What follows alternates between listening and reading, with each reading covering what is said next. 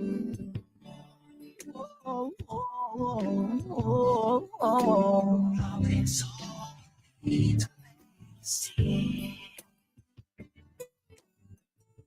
Since the time to come together, keep Liberia safe forever. So open up your heart and unity begin. Love is all we need to make it stand. And I tell you, welcome, welcome, welcome. If you're just joining us, I'd like to say welcome wherever you find yourself around the world.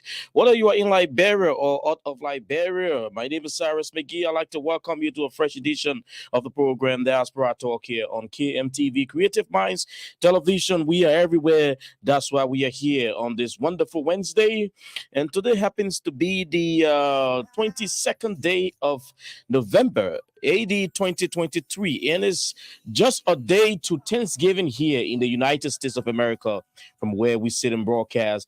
There's a lot to thank God for, including for our country, Mama Liberia, for a peaceful electoral process and what's going on, transitional period on already of the ground, a lot of things taking place. So there's a lot to thank God for. My colleague Nathan Charles is here with me on this edition of the program. Nathan, good afternoon. Welcome. It's a pleasure to be back. It's Wednesday, it's ladies' night. If you're in Liberia already, it's time for celebration while others are going through their post-traumatic stress disorder at this time, recovering after they got the shock that they were defeated, while the Unity Party supporters are celebrating. So life is full of uncertainty. Yeah, that's why it is. That's what the late Moses Suarez said in that song. Keep on trying. Yeah, keep on trying. Life is a stage. It's Every a stage you reach, it's a different level. When that time comes, you get out there, play your part, get off the stage. The next person will take on. But I mean, there's a lot to talk about, Nathan. As travelers across the U.S., I understand it's going to be one of the highest number of people traveling from one state to another across the U.S. for this Thanksgiving. Yeah, Thanksgiving Day is like is one of the best holiday that people observe, or like New Year and Christmas, because it is a time people sit and soberly do a sober reflection on where they came from, where they are going, and just to look back at the many things God has taken you through, driving through the terrible weathers, going to job, coming back to your family, going to different communities and different activities and the progress you have made so far. So indeed, it is a very historic day in the U.S. all across the U.S. People are happy and spend millions of dollars, on gifts and other good big food like turkey and stuff like that. So indeed, Thanksgiving Day, if you are in the U.S. and we want to say happy Thanksgiving Day, enjoy the time. I know some schools close their doors right now, so families have time to travel. Those of you who are traveling by the road, I know some people are going 21 hours, 15 hours drive across the United States. We say drive safely. Also use this time to reflect, where you have gone, things you want to do on this Thanksgiving. The Bible says when praises goes up, blessings are bound to come down. I have a congregation here. Let the church say amen. But again, like I said earlier on, there's a lot taking place in Liberia, and if you made note, is relatively taking place on a peaceful, calm atmosphere. We saw the first, I don't know, it's a farewell cabinet meeting by President George Weah. Today we saw his ministers, his officials. As you can see, let me see what I can lay here on those photographs. We see him and his able deputy from outgoing Vice President Joe Howard Taylor is there in a photograph with President Weah and members of the cabinet right there at the executive mansion earlier today at that cabinet meeting. And I believe we've not yet gotten, the details of, what were discussed at that meeting. But I believe it's mostly as it relates to how can we peacefully hand over power to incoming President Joseph Newman Boyka. Nathan, from this picture, what's your own sense of thinking? I mean, It was good because coming together as a government and people, it's part of life. You have to retrospect on where you fell short, where you're going, and it is time for them to leave power. So it is best that the commander in chief, their boss, call them and tell them, hey, you guys need to cooperate. Or if we have something here to hire, let's hire it good. If we have something to show, let's show it good. So that meeting was full of a discussion, brainstorming how best we can go about turning over, government assets, turning over documents and relevant personnel to the new government. And there are strategic ministries and agencies like the National Port Authority, the Finance Ministry, the LRA, and the airport, the Defense Authority. So all of these things have to come together. They got to know where they came from and where they are going, and how best they can send a new team over, a government over to just a human broadcast. So I don't know whether you have the proclamation by the president declaring the transition team. I don't know whether he can lay hands on that, but he's already out with that.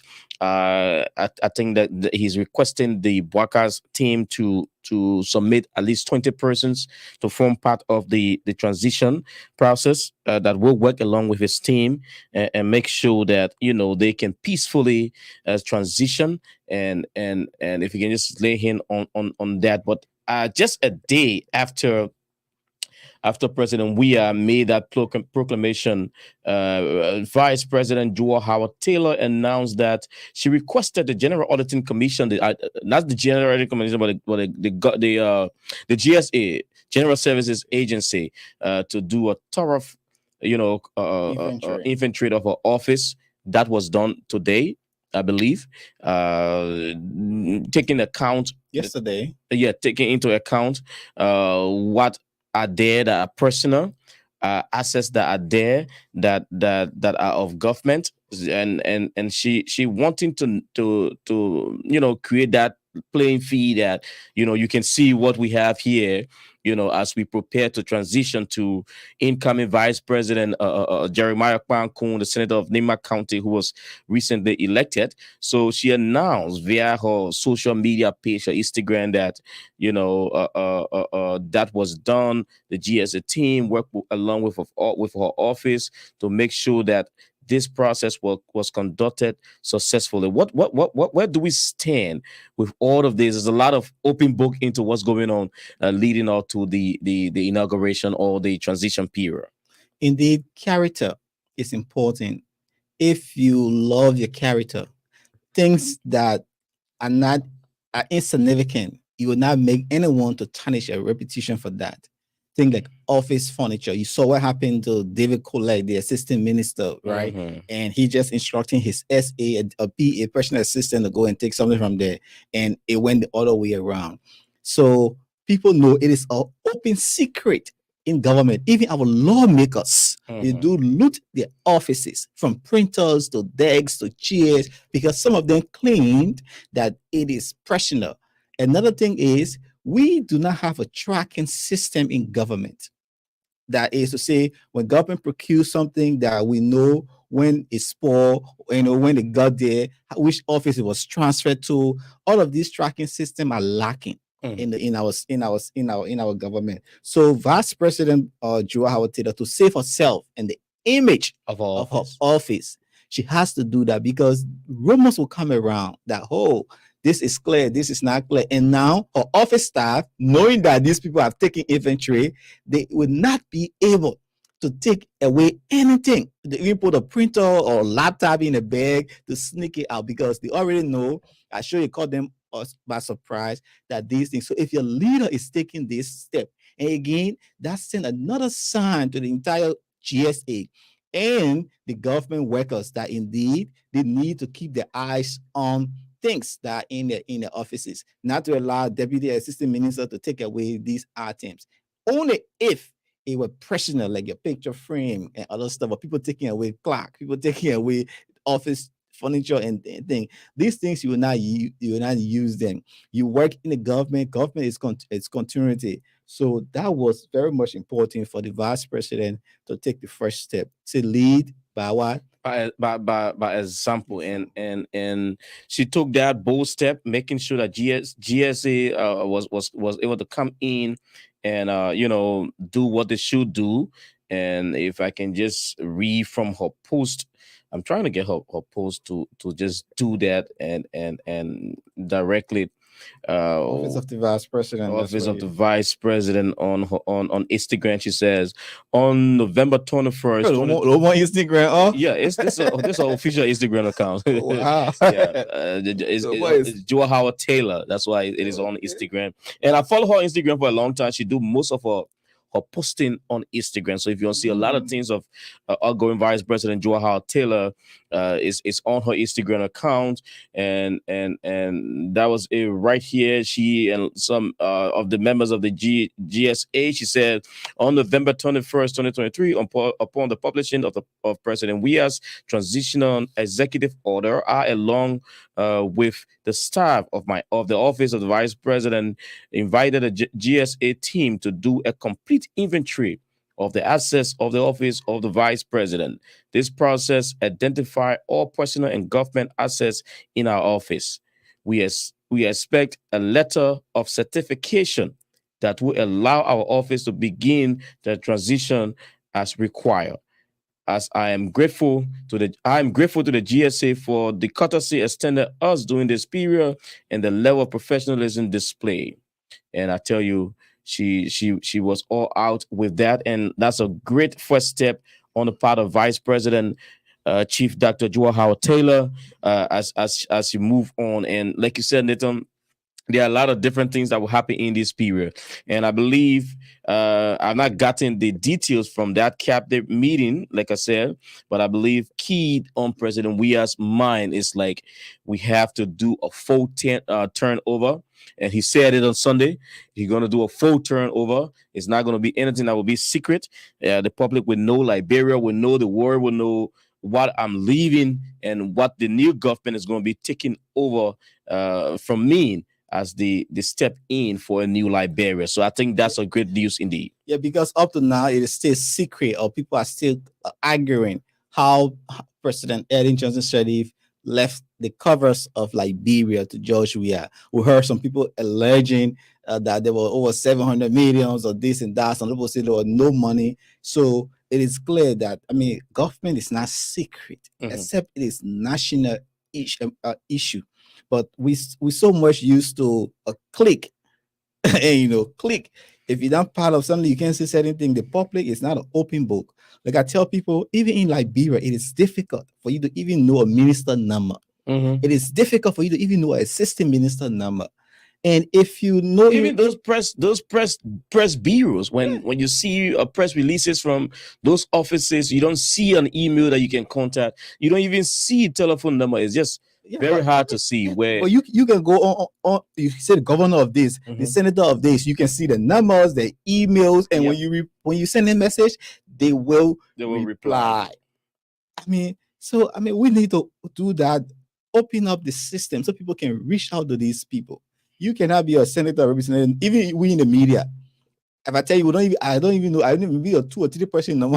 I know all the ministers and deputies. You can't get them. You search their Facebook. You search their stuff. You can't get access to even the emails. You can't get it. So that's a great thing indeed. We hope that things would change into different means that people will have access to their officials. And I know that what else? There was something that happened in Monrovia today. The Korean government making their commitment, to the government of Liberia. That's the ambassador of Korea, accredited to Liberia there with the foreign minister. They dedicated some vehicles. I understand that there's some renovation of the foreign ministry, and then dedicated some vehicles to the Ministry of 10 vehicles. Yeah, 10 vehicles. SUV. We call it Jeep. We call it Jeep. Yeah, there's SUVs. Utility vehicles for the Ministry of Foreign Affairs. I came to the US before I got to know so the difference between everything like Jeep. I got a Jeep. So there are 10 of these, as you see on your screen, that are added to the fleet of vehicles given to the Ministry Foreign Affairs for the operations of that ministry. But Nathan, that's one thing that our government spent a lot of money on is when it comes to government vehicles.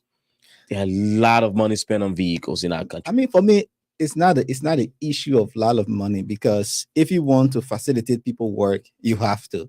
The issue is maintenance, insurance. What happens? Are these vehicles going to be insured? We saw ministers and a lot of vehicles were damaged. Did they have insurance? Who take the cost of these vehicles?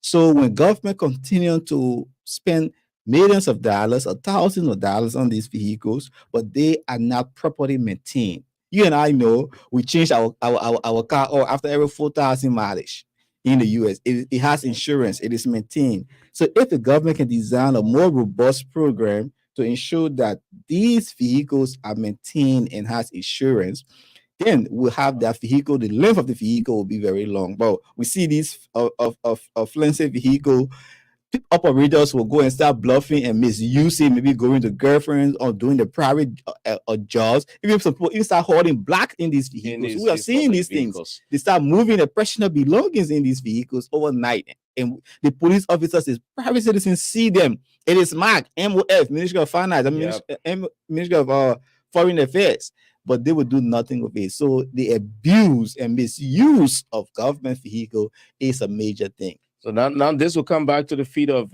Madam Mary Brown, because the GSA is responsible for these things, making sure that government properties are well taken care of. Like we were in Liberia, we saw government vehicles parked at entertainment centers on the weekend, marked with the GSA this ministry agency of government. It is about time that we start to take responsibility. If people can afford to spend seriously on all kinds of stuff, get your private vehicle and use them as government officials if you are not on government official duties.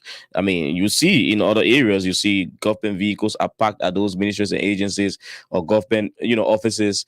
Like here, you see your government, you drive there, you park your car, take the government's marked vehicle for government operations. When your time is off that day, park that and use your own vehicle. So we hope that these things will be well taken care of, because it puts our country into huge but spending. We need to invest in the technology that I can sit here, I can track all of the vehicles that are flying on Sunday. If I see why is this vehicle flying on Sunday, we have no work to do. You can track it, and there must be a tracking system. You can even lock a car engine just on the tip of a phone through a technology.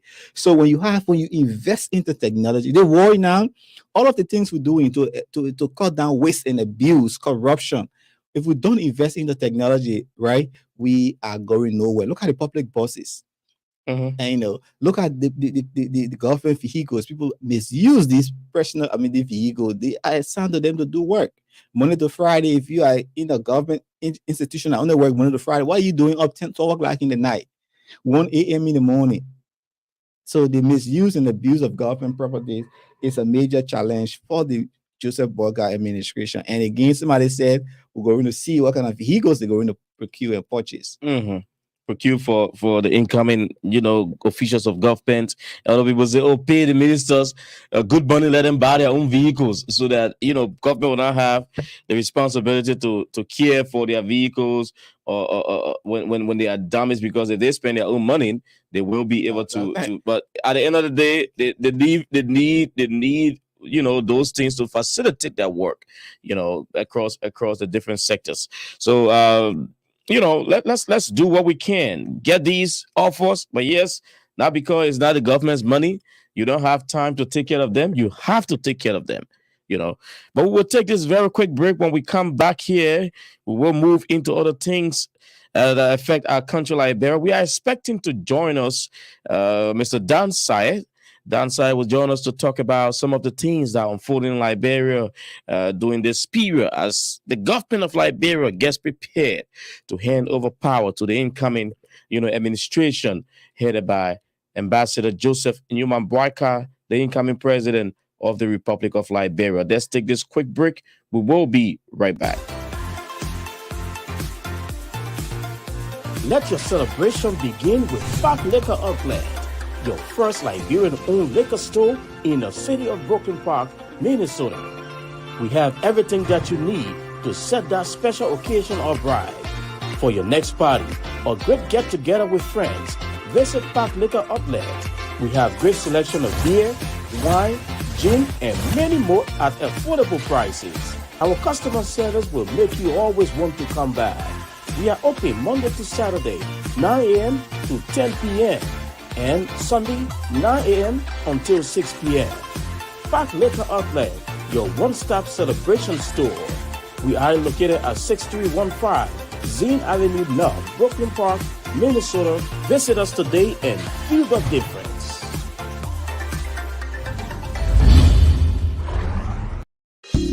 Hi, my name is Dr. Kent. Welcome to Brooklyn Chiropractic.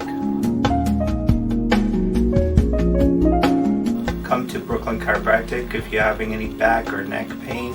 Especially, we specialize in treating people in auto and work-related injuries. So we've been established here in Brooklyn Center for the last 14 years. And one of the pleasures that I have is helping out in the community. We've sponsored a lot of events throughout the years in the community, and we really appreciate being a part of the community. So if you're experiencing any pain, give us a try if you want a drug-free way to get better. Thank you.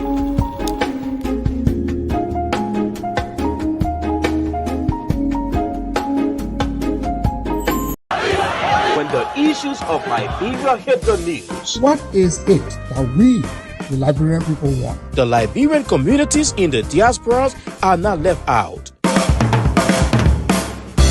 That's why Diaspora Talk is back on your screens on KMTV. in fact, the United Party is not cohesive. Be it social, political, economic, and other issues affecting Liberia and the diaspora Liberian communities. I did not expect to even make it to Hollywood.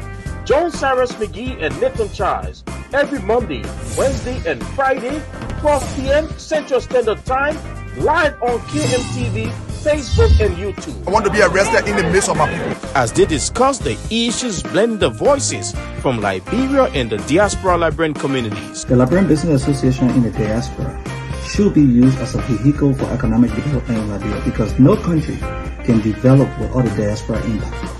For sponsorship, call cell numbers 612-806-5896, 816-433-3979, or better still, email us at usakmtv@gmail.com. Diaspora Talk, come this out. Let your celebration begin with Park Liquor Outlet, your first Liberian-owned liquor store in the city of Brooklyn Park, Minnesota. We have everything that you need to set that special occasion or ride. For your next party or great get-together with friends, visit Park Liquor Outlet. We have great selection of beer, wine, gin, and many more at affordable prices. Our customer service will make you always want to come back. We are open Monday to Saturday, 9 a.m. to 10 p.m. and Sunday, 9 a.m. until 6 p.m. Park Liquor Outlet, your one-stop celebration store. We are located at 6315 Zine Avenue North, Brooklyn Park, Minnesota. Visit us today and feel the difference.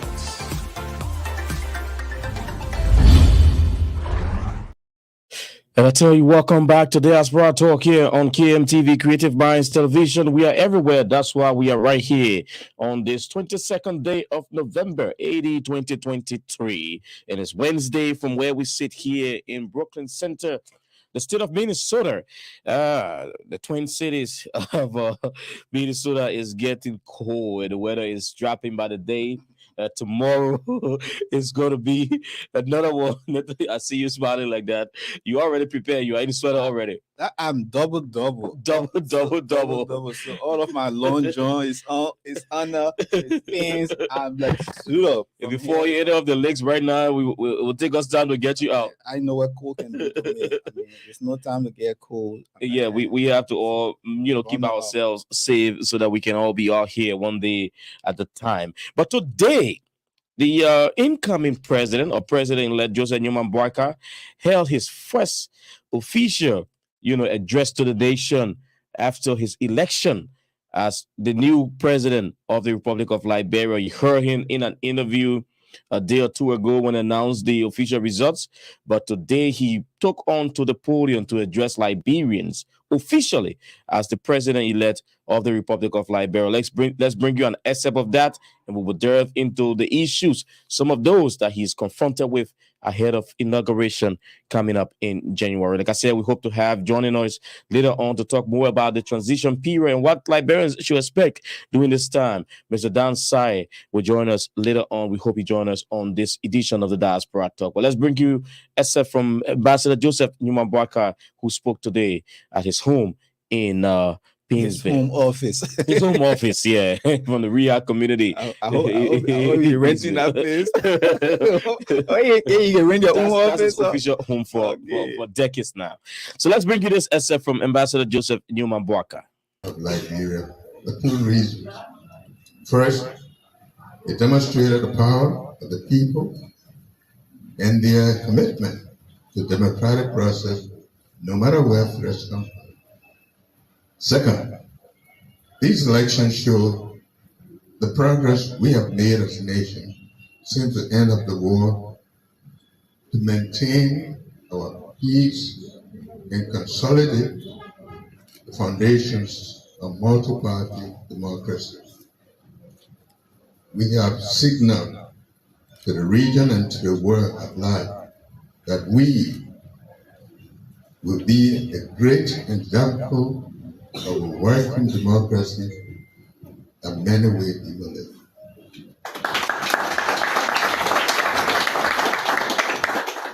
The elections are now over, and we must come together as one people to rebuild our country. There are no green Liberians or blue Liberians, Western Liberians or Southeastern Liberians, North Central Liberians or Southern Liberia. There is only one Liberia.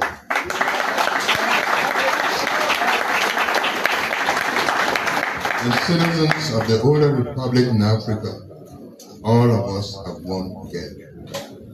What has happened in our democracy over the last 4 days is a win for Liberia, and will be a legacy for us as a people and mark in a posterity forever. We will no longer be known for war, but for peace that has prevailed in our country.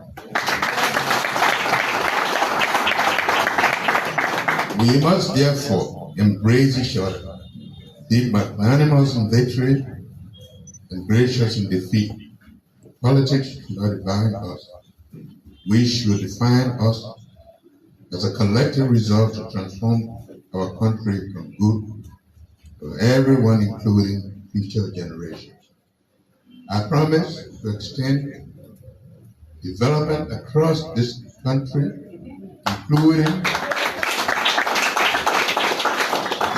building roads of our beautiful region of the southeastern Liberia, which for years has suffered the fate of rural neglect. So I implore all Liberians, irrespective of their ethnic background, country, county, religion, and political party affiliation, to join us in this journey to rescue our country. The hard work, the rebuild starts now. The challenges of this country must be confronted immediately and head on to create an equal future for all Liberians and succeeding generations. We must have no stone unturned to address and remove economic, social, political disparity that undermine our potential. Our country is not poor. The problem with our country is bad leadership in all facets of the society,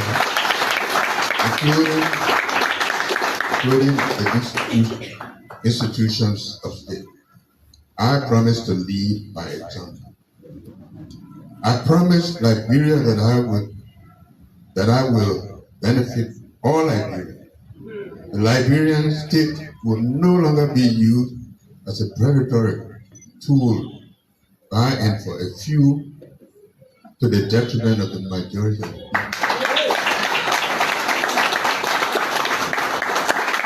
We will promote broad participation of the people, including those in the rural communities, in the decision-making process. To you, the people of Liberia, you have spoken loud and clear, and I have heard you. We establish a response and accountable government. We will address the major problem of corruption in government, especially in high places. In this regard, I will announce a transition team in the next few days to work on a transitional plan. We will start working immediately with an outgoing government for a smooth and peaceful transition. We will work with the current administration to assess the current state of affairs, determine the necessary actions to respond to the challenges, build on any progress, and prevent any disruption to a smooth and successful transition. To our Mara River neighbors, the West African region, and the international community at large, including the global business community, we open our arms to you for effective cooperation for the good of our respective people. We are therefore announcing our intention to the world that with the mandate of the people of Liberia to lead, we intend to actively participate in global affairs and restore our respectability and dignity as one of the oldest states in the world. Meanwhile, in recent years, there have been accounts of several mysterious deaths and disappearances. Over the period of the campaign and the struggle, many Liberians, some of our own partisans, have lost their lives.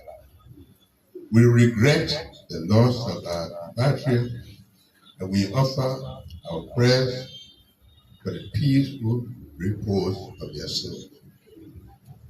Which is why our tribute to the families of those who lost their valuable lives is to embark on a drastic security and justice reform and to bring relief to the families of many victims, but also to lay the pathway to achieving a society where the rule of law reigns. On Monday, November 2023, our nation was gripped by a tragic event that occurred at the party's headquarters, which led to the loss of valuable life and caused serious injuries of our partisans. Our partisans were peacefully celebrating the announcement of the final result of the run-of elections. On yesterday, November 21, 2023, we visited our wounded partisans at the John F. Kennedy Hospital and sympathized with the families of our partisans who lost their lives and assured them that a thorough investigation will be conducted by the Liberian National Police and justice will be dispensed. We extend our deepest condolences to the families and the loved ones of those who lost their lives. The unity body of all its alliance are I ask to begin a period of 3 days mourning for the victims. And I tell you, former Vice President Joseph Newman Boakai, the president-elect of the Republic of Liberia, there on his first official statement after, being announced by the National Elections Commission as the winner of the 2023 general and presidential elections in Liberia. And he began by congratulating President Weah, for reaching out and setting up, the stage for a peaceful transition. He went through a lot of things. We will look at what are some of those things and, where we are as he is planning. He's in the coming days. He will announce his team that will work with the Weah's team for a peaceful transition of power comes in January. So that was it right there. There's a lot to unpack from there, but our hearts are also out to those who the families of those who lost their lives a few days ago while in jubilation, at the Unity Party headquarters. Others are still in the hospital. Hopefully, by the grace of God, they all recover. And we all pray for a peaceful Liberia. But like I said, before we took the break, we're going to be joined by one person who don't need a lot of introduction, a face that is very popular to the media and the Liberian people. He was there in the WEA's administration, took an exit for his own reasons, and this time around, he's out here doing his own thing, Mr. Dansai. Mr. Dansai, welcome to KMTV. You're not a stranger here. Thank you. It's a pleasure. I think it's my third time coming here to your studio. And like I told you, somewhere behind the scene, you're doing extremely well. The work that is being done here is very, very appreciated. And as a young man, coming here in the field and getting this established is highly appreciated. We should all support you. Like I was saying, even we in the Liberian community need to do all we can to support you.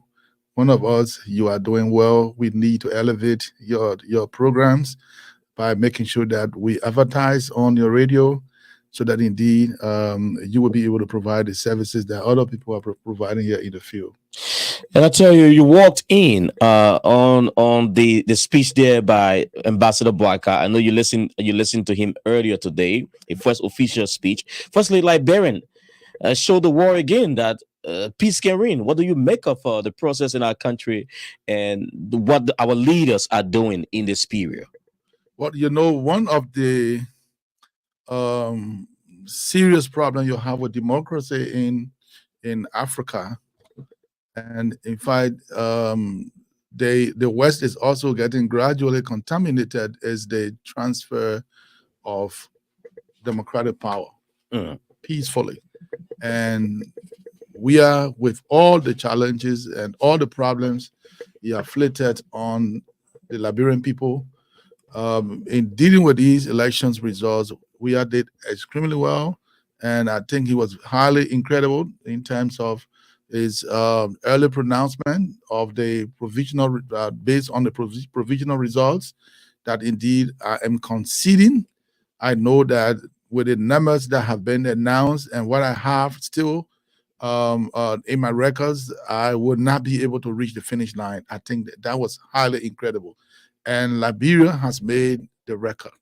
I listened to a Nigerian expert and he was doing analysis. And in comparison, he felt the Liberian democracy has taken a leap compared to what they do in Nigeria. I listened to Ghanaians, and some of them felt at some point they did well. Even in their most recent, they felt, comparing their most recent electoral transfer of power in Ghana and the overall conduct of their elections, and comparing that with the elections that we just held, they felt that we did extremely well. So it tells you that our democracy is growing, is getting consolidated gradually. We just need to work harder. And I said to Pia, when I appeared on the class reload at some point, I told them one thing that I think we are making a lot of advances on is social media is doing extremely well. It's providing a lot of awareness. There are other people who are using social media now as a school because it provides a lot of knowledge and people have a lot of interactions. So people who were not used to certain kinds of habits, particularly conversational, and appearances on radio and so forth, social media has provided a platform. You got people running different platforms.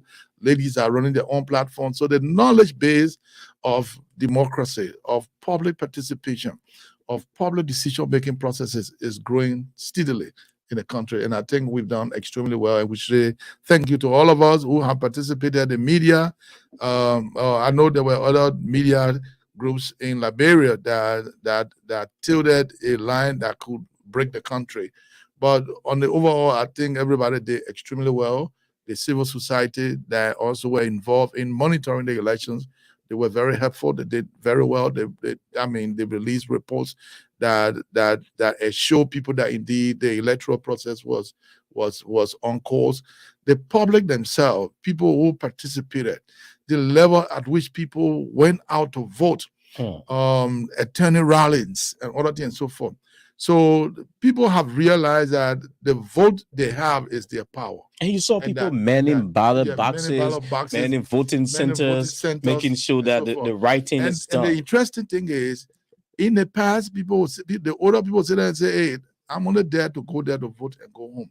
But in these elections, the older people volunteered to go and be poll watchers. Ministers, previous ministers, and people who serve a high level of places. I mean, priests and people, they went to the voting centers, they became poll watchers. They volunteered to be poll watchers. I think our democracy is taking a real steady step towards advancement. And we only have to make sure that we work hard, because when you have people getting to advance or getting some level of understanding in why they should vote, the next level you should expect is how well you supply democracy to them. And somebody was jokingly saying that Liberia is one step ahead of America as it relates to results acceptance, because up to his analysis was that up to now, even former President Trump has not even congratulated Biden. So I said now the two presidents, they came to power just about the same time. They have certain similar characteristics in terms of the way that they think. They were believed to be people who are novices in democracy, in politics. The two of them, they share similar characteristics, similar background. Trump was a businessman. Weah was a sportsman, was an athlete, was, somebody who has not been in the corridor of politics for a very long time. The two of them came to power around the same time. They were believed not to be fully prepared to lead, the two of them. But the difference Weah proved himself to be is he did not organize gangs and people to say, hey, we're going to reject the results of the elections. So Weah took a leap ahead of Trump, who has now, even as you rightly said, has not called Biden to say, hey, Biden, I realize that you was in error. You won the election. So I think it's an interesting. We've taken some steps. It's an interesting piece. That's why I know you wanted to come in. Yes, your candidate, Vice President Barker, in his speech, I just want to delve into it. He said, our country is not poor. The problem with our country is bad leadership. I agree with him. Absolutely. Look, we need to sit down. Those of us who believe in Liberia, those of us technicians, we need to look at the country critically. We need to look at what we have. We need to look at our resources. We need to look at how they've been managed. There are a number of things that we need to do. And I think that is the benefit of having the experience that he has before coming to government. I agree with him on grounds that we have goal. There are other countries that only rely on just sometimes single natural resources. They are thriving. They're doing well. Right now, Niger was pronounced the other day that by 2024, based on the World Bank economic outlook, they're going to be in the 6th place as the fastest growing country economically. So they're doing well. Now, Burkina Faso is now turning the management of their gold into an industry that will be managed by themselves. They are establishing a corporations that will be strictly dedicated to managing their gold. Now, When they do that, they're going to be able to maximize the revenue that they generate from that sector. We need to start thinking like other countries have done. I remember in 2008, Gabon is the largest in terms of the control of the forest resources in the region. Liberia is next, the Guinea forest. Gabon took a step in 2008. They enacted a law and made sure that 75% of their forest, of their trees, are processed, are cut and processed in Gabon. 75% they are aligned to go out for now. So they made some gains, and they did it because they knew that the non-replenishable, other resources like the oil that they were playing on and so forth, they needed to make sure that they diversify. We need to start thinking. The moment we start to make sure that we diversify and put in place certain laws that will empower Liberian businesses, I will be speaking with the incoming president. I will tell him that if there will be a concession in the future, for example, every mining company that comes in should have a counterpart local company. Say, for example, in 10 years, if you operate it, going to the 15th year, the Liberian company need to start taking over now. You should be a buyer now. You can't be the one doing extraction, and at the same time, we sell it to you. So maybe in the 10th or around up to the 15th year, the Liberian counterpart will be mature, and they will handle the extraction. While you buy and they them. sell to you, and while you buy. Now, in doing that, we create wealth in Liberia. Liberian company will be a very strong company. They will become wealthy, and we would know how our resources are leaving us. Mr. Boyka will have to look forward in making sure that every company that is taking our resources, we should have a government representative. And the person who will be the government representative should be a subject matter expert with a corporation.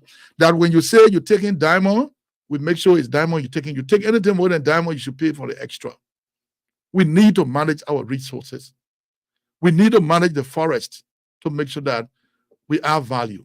So so the minute we get to that level, and I believe it is from that context that President-elect Boyka spoke today. He's saying we are wealthy. We need to make use of our resources.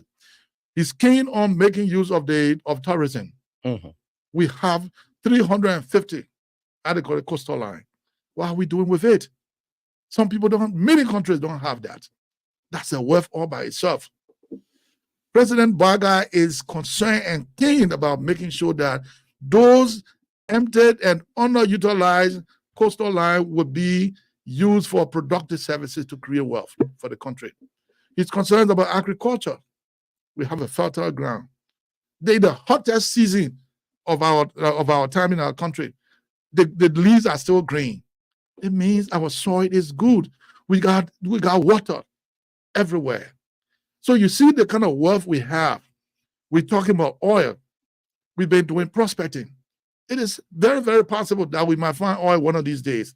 Because if Cote d'Ivoire can have oil, and we are just next door neighbor, it's possible. So it's highly possible. Now let's look at the fact that hopes are high. You know, there are a lot of things that happen. You saw when President Weah took over, expectations were so high. When his government, in the shortest possible time, could not even wet their feet, you know, expectations started burning out. People started getting frustrated. We're seeing the same thing. If you look at social media now, people think that, you know, Boyka is set to just make Liberia in a day's time. He's creating the atmosphere too. For example, he said in 100 days. He said in 100 days he's going to get a road. So it's expectation. I'm like, okay, major roads. He ain't said he would pave them. To make a road possible, you need trucks to haul crush rocks and backfill, and cars can move on the road. He is setting an agenda. The men that he's going to have, he got to make sure you have the corresponding men that can do the job to give him that results. For dump truck, we got dump truck in that country. The government should be able to pay dump trucks to haul rocks to make sure that the backfill. Is that the kind of development you guys are pushing for? No. He's saying something substantial. No. You see, you do not want to make a projection that is unrealistic.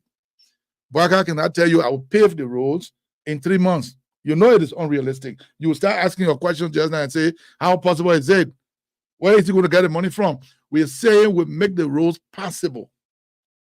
Ambassador Baga is saying the roads will be passable in 3 months. Let's give him the opportunity. Let's give him a chance to do that. And I believe if you work with the rightful people, they can do that. The other thing about setting, how they call it, expectation high. Look, no matter, even in America, when Biden came, expectations were high. But it left with the government, the kind of technicians that are put in place to get things organized. If you, for example, if I were, for example, went to like the Liberian Water and Sewer Corporation, I can tell you in where 3 you were months, before. I said, if I were there to take full responsibility, I can tell you in 3 months, I can create jobs, opportunity for up to 5 to maybe 4,000, about 4 to 5,000, how you call it, of families. And I can do it very innovatively. And the water and sewer is able to do it. I can create a job and make sure that people can be empowered to have income. At the same time, the corporation function. So that would be a major. So that would be a way to create that. I'm just giving you an example. So technicians will be assigned in different agencies, with different agencies, different institutions. They need to be broad in their thinking. They need to be highly innovative. They need to think about what can create revenue for the country to be able to run and provide the kind of services that are needed for the country. That is, I think, the perspective that he's coming from. And I believe he has the cream of technicians who are trained, who are capable, who've been tested over time to transform and make sure that they respond to the messages that he's giving. So, what? Yeah, go ahead, Ito. Some of the same old Unity Party people who were in government would see them around him. So these are the cream we're talking about. I'll tell you one thing.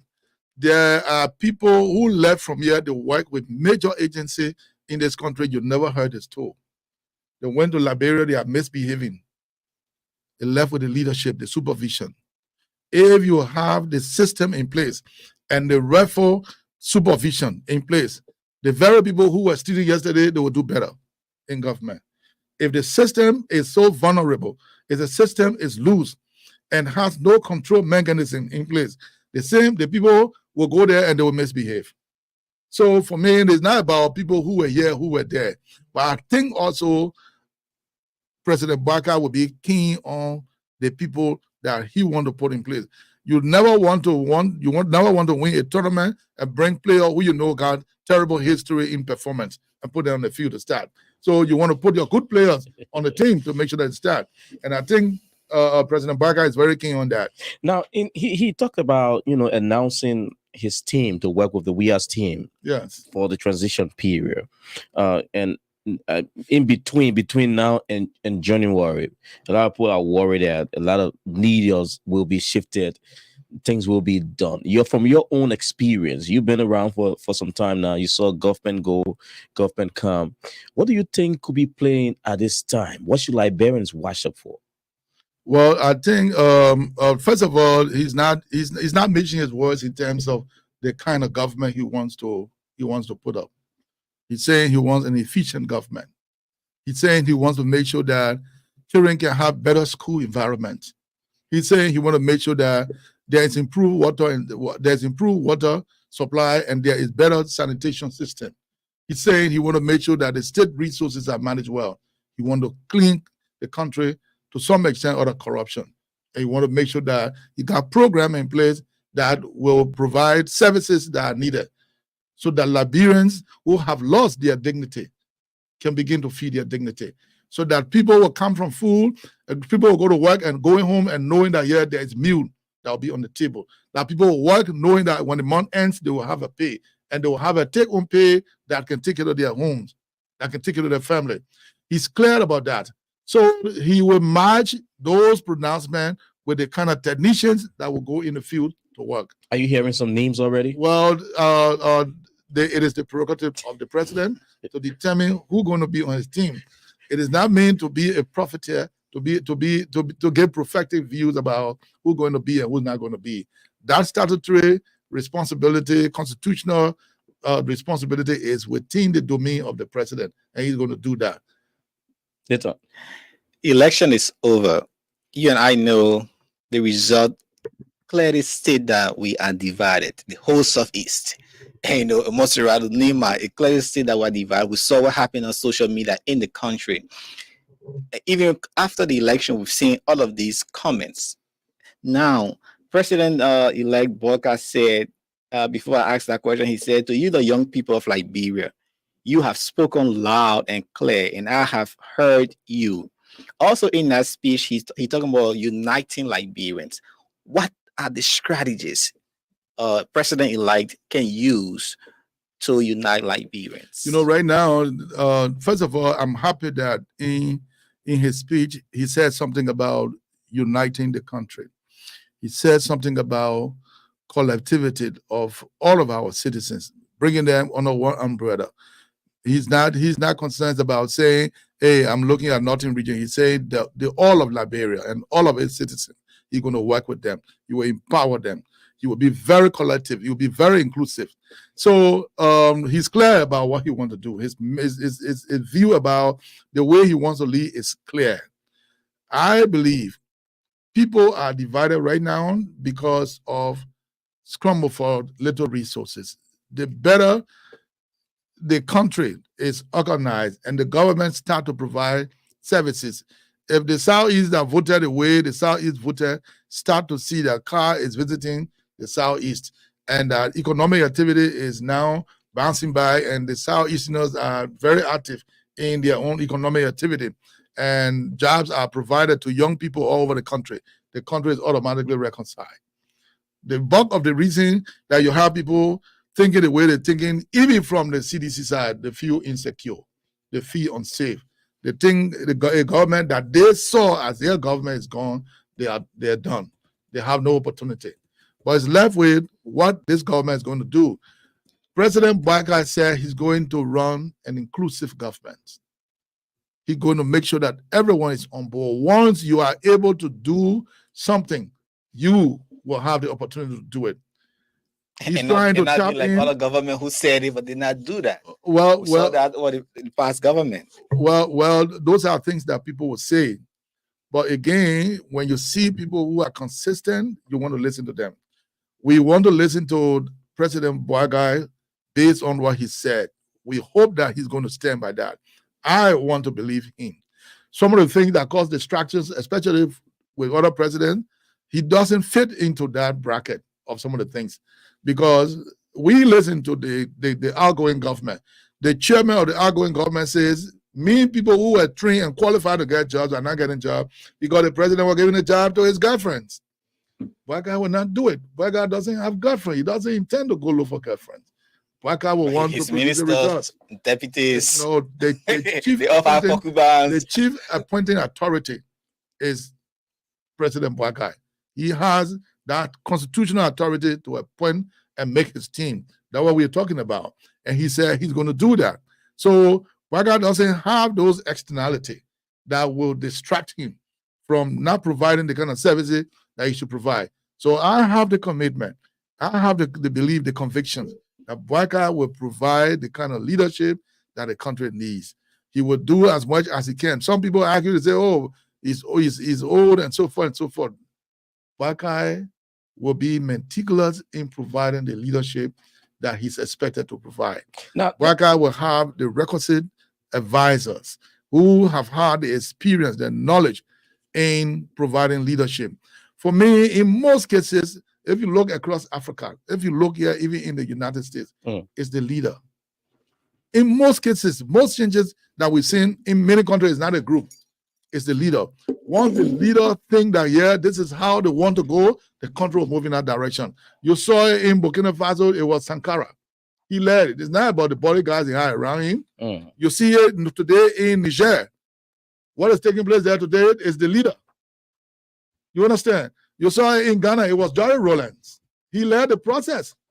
When Jerry Rawlings came, he had men that were with him. And those men that were with him, when he got it, he turned over. He saw that they were not following through with what he wanted to see happen. He went back and changed them. In Tanzania, Makafole was the one. He's the guy. In Rwanda today, it's Adekoim, the president there. He's the guy who's leading the show. He is directing the change, the shift. And you think the Joseph Boakai And I think will be the guy after January? Boakai will lead, I believe, will provide the direction to make sure that there is transformation, that there is a new Liberia. It is my hope. He has already been told by many progressive young people that, hey, if you don't take the route based on what you're saying, we will also revolt. And that's the fight. The country, the level the country has reached with the level of understanding, it's irreversible. So let's take this quick break. When we come back, we'll wrap it up on the what should Liberian expect from the outgoing government. We saw that Vice President Joe Howard Taylor has already done a full inventory of office. Earlier this week, an assistant minister went wild on Facebook after his office was cleared. So we'll look at some of those things. You went to government. How did you meet your office? We'll talk about that before we wrap it up. Let's take this very quick break. Thank you. Let your celebration begin with Park Liquor Outlet, your first Liberian-owned liquor store in the city of Brooklyn Park, Minnesota. We have everything that you need to set that special occasion or bride. For your next party or great get-together with friends, visit Park Liquor Outlet. We have great selection of beer, wine, gin, and many more at affordable prices. Our customer service will make you always want to come back. We are open Monday to Saturday, 9 a.m. to 10 p.m. and Sunday, 9 a.m. until 6 p.m. Park Liquor Outlet, your one-stop celebration store. We are located at 6315 Zine Avenue North, Brooklyn Park, Minnesota. Visit us today and feel the difference. Hi, my name is Dr. Kent. Welcome to Brooklyn Chiropractic. Come to Brooklyn Chiropractic if you're having any back or neck pain. Especially, we specialize in treating people in auto and work-related injuries. We've been established here in Brooklyn Center for the last 14 years. And one of the pleasures that I have is helping out in the community. We've sponsored a lot of events throughout the years in the community, and we really appreciate being a part of the community. So if you're experiencing any pain, give us a try. If you want a drug-free way to get better. Thank you.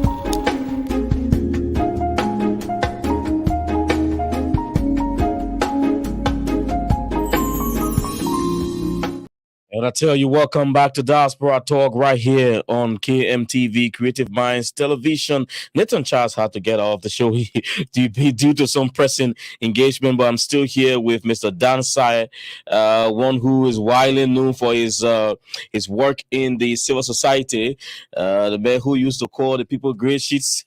And then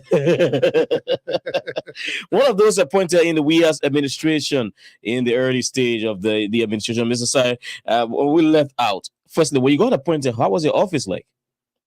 Well, usually you meet the offices in a very dilapidated, condition.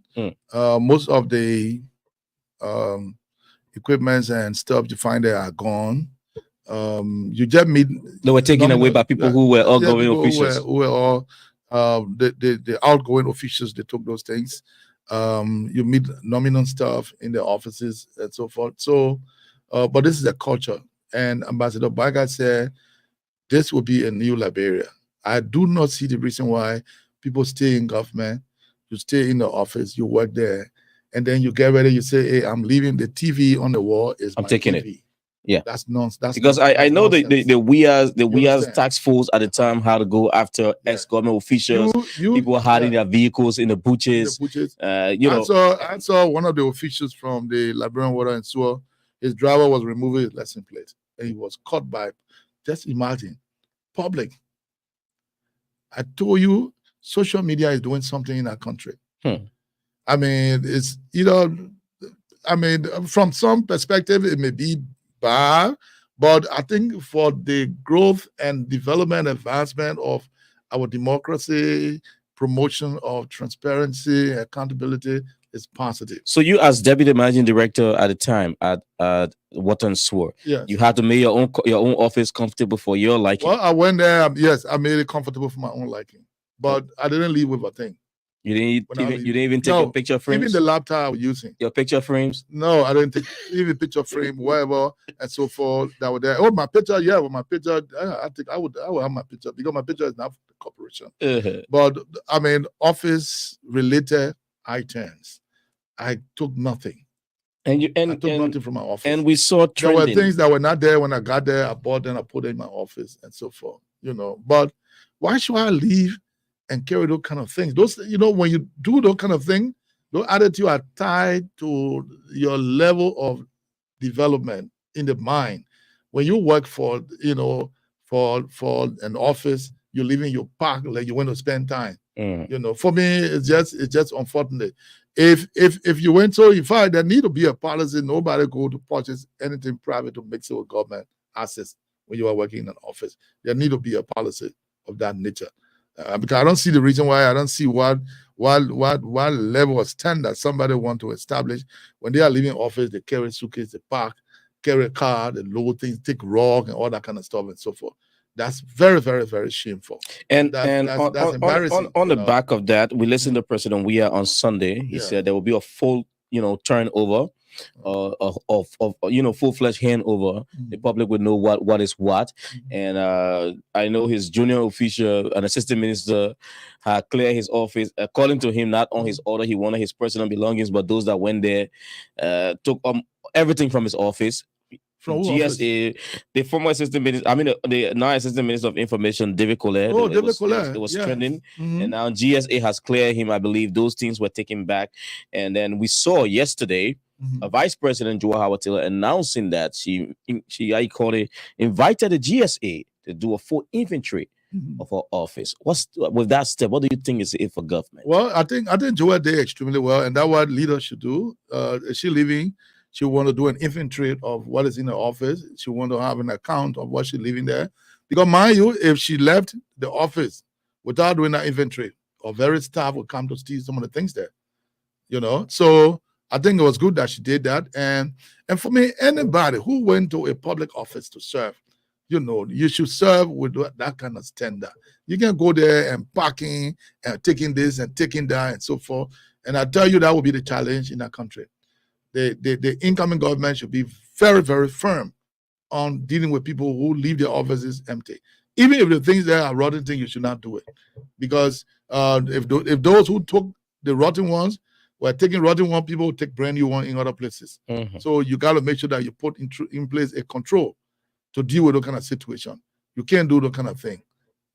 And people who do the kind of thing, we should make sure that they don't come back to the public space. Because if you come in and wanting to leave and stealing and taking this and carrying and so forth, that's just, for me, it's just unfortunate. We got to find a way to create decency in our public space when people work there. I think it's unfortunate, and I don't know, my friend, my young little friend, Colette, why would he do that? I'm told, in fact, that is that training. They said Sunday he went there. So if you were taking it, why didn't he call the GSA or he wait to announce that, oh yeah, okay, the ministry say, okay, we're ready, we're leaving our offices.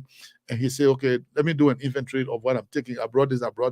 But he come on a Sunday, on a non-working day, on a Sunday, and loaded his car or whatever that he brought, truck and so forth, and took items from there. I'm told he took rock and all. So he took raw from the office? No, I think the rug was still there. The rug and the pin were there. But okay. with the fact that GSA announced that they've cleared him, maybe he already returned those things because he promised. We talked to him.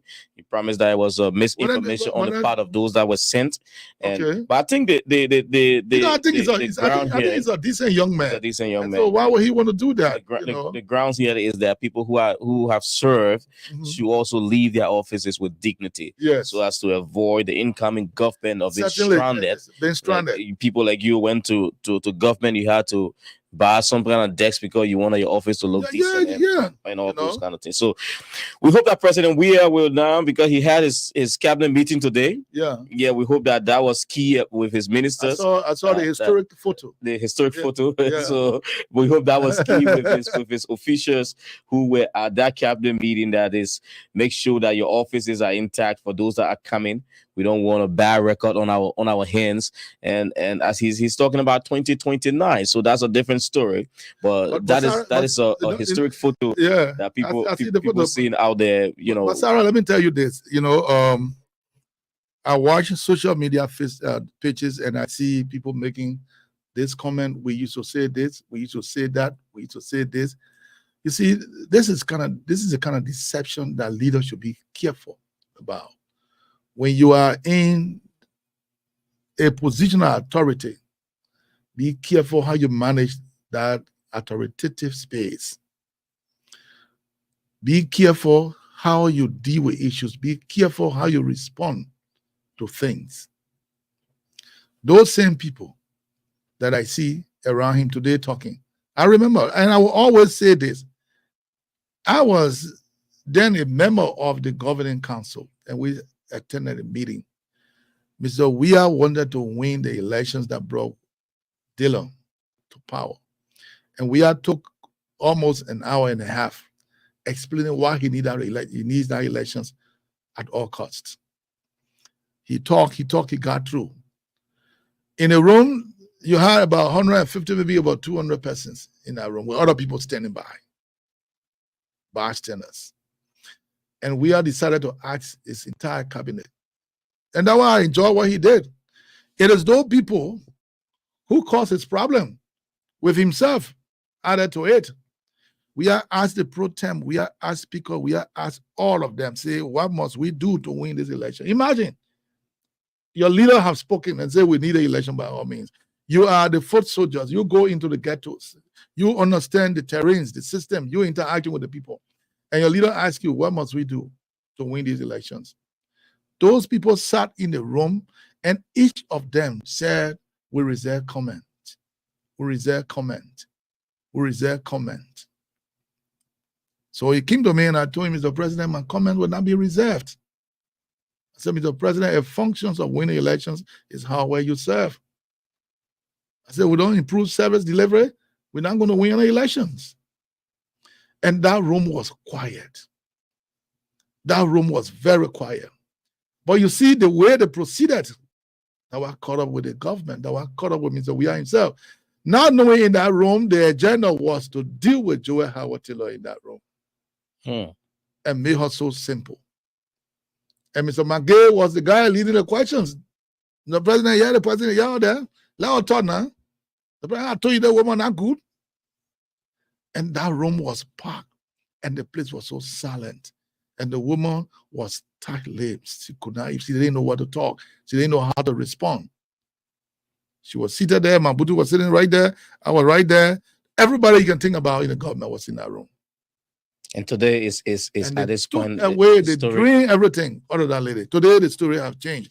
The things that Mr. Weah did not want to listen to, if you were coming on the floor to come with alternative view, he himself was unprepared to listen to those views because in his opinion, once you have a dissenting opinion, it means that it is a disrespect for him and that he wanted to be the gospel for things that he said. Today, the very people who created that kind of atmosphere around here are the one who say we told him, we used to tell him, and so forth. And leaders must take you. And with everything now, we a little over a month to inauguration. So January, boycott takes power. What's your hope for Liberia as we wrap it up? I'm hoping that boycott will keep the spirit, the commitment that he's making to the Liberian people. I'm hoping that boycott will be able to deal with corruptions. Boycott will be able to put in place a smart agenda to attract investment, to make sure that jobs are created because there are high expectations outside there. I'm hoping that boycott will also delve into dealing with the issues about drugs and young people who are idle and all over the place, the level of criminality, that he will deal with those issues. He will put in place system. I hope that he will also develop an agenda to deal with the reason horrible, carnage that we saw in, at the Liberty Party, at the Unity Party headquarters just a few days ago, that he will deal with that situation. I still believe very strongly that may have been calculated and that the security should not get their eyes off that kind of attitude. There probably will be more. I remember in the 90s, Larry Milton did that, the similar thing. He went with grenade and killed people at certain places. The security had to come back hard on that to deal with that kind of situation. So he has to be very meticulous on how is he going to grow the economy? How is he going to create jobs? How is he going to provide services? Because when you don't have the kind of resources to provide, one important thing that you need to do is those services that are within your domain that you can provide, they will serve as cushion. That means electricity, water services. What kind of partnership you want to develop between the community and those services and those agencies that are responsible, so that the services are owned by the community and that the community themselves will become contributor into the sustainability of those services. You need to think about that. And the technicians who will do those kind of jobs and who have the skills and knowledge and who will step in immediately to make sure that the get things going, he got to have them at his fingertip. I know he's under pressure because that's the alliance is big, is huge. There are too many people who came and so forth, but he has to be man enough to tell many of them, hey, we are here for 6 years and we want to make sure that we succeed. And you join us because you believe in our philosophy. And the way we can do it is to do it this way. You can play this role, you can play this role. Everyone can play the role that they think they will play, because this is how the system breaks down. This is how the system collapses. Because of different people who come with different interests, you get rid of them. And then sometimes the people you put there are not the right people. They don't have the skills, they don't have the knowledge. So he has to be very meticulous with those kind of expectations and with those kind of actions to make sure that he put in place the actual mechanism that will help him to deal with corruption. The men who are coming must be also innovative people to think about how we can also contribute, because all should not be the president.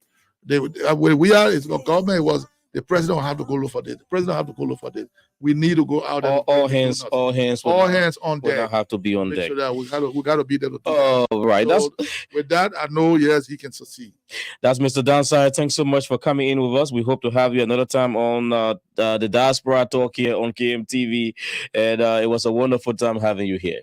Yes, thank you. You didn't give me the time to tell you what I'm doing here. We are going to go into that. We are going to go into that when we're ready. Thank you so much. Right. So, folks, thanks for being there. Thank you. One Liberia we have to keep and protect until Friday when we are here with a brand new edition. I'd like to wish you all the very best. Tomorrow is Thanksgiving across the U.S. Happy Thanksgiving Day to all of you. So much to thank God for. Enjoy yourself and have a wonderful time. Until Friday, my name is Cyrus McGee. Nathan Charles was here earlier on. Together we ran this edition of the program Diaspora Talk. I leave you with this one here as we wrap it up.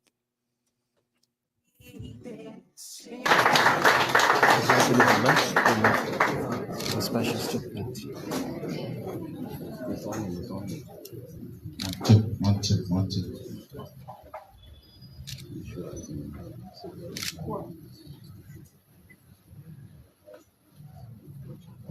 Good afternoon. We'd like to say a warm welcome. You're already feeling the heat.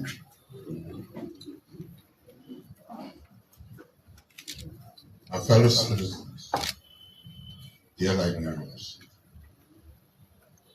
on November 17, 2023, I received a call from President George Weah to congratulate me. I want to say thank you, President, for being gracious in his concession after what would go down in history as one of the most closely contested elections in Liberia's political history.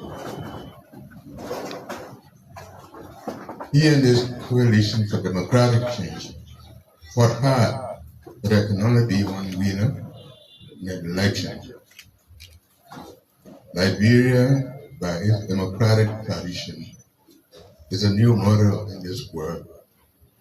You, the people of Liberia, have spoken.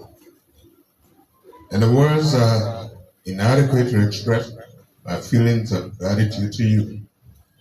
You have placed your trust in me to lead with a demand for the change that you want. And that change begins now. I can recall our Liberians. We call them to join hands to exploit the full potential of a country of promise. We must join in the transformation that will lift our people from the very economic and social inequities, the injustices they have been through for the many years. I today want to thank all of you. And today I would like to first thank God for His grace in granting me this opportunity. When the issues of Liberia hit the news, What is it that we, the Liberian people, want? The Liberian communities in the diasporas are not left out. That's why Diaspora Talk is back on your screens on KMTV. in fact, the United Party is not cohesive. Be it social, political, economic, and other issues affecting Liberia and the diaspora Liberian communities. I did not expect to even make it to Hollywood.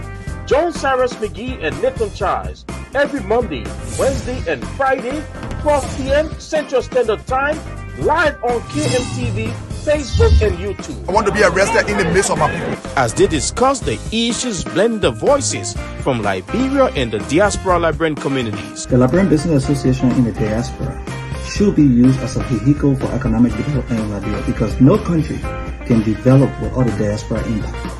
For sponsorship, call cell numbers 612-806-5896, 816-433-3979, or better still, email us at usakmtv@gmail.com. Diaspora Talk. Don't miss out.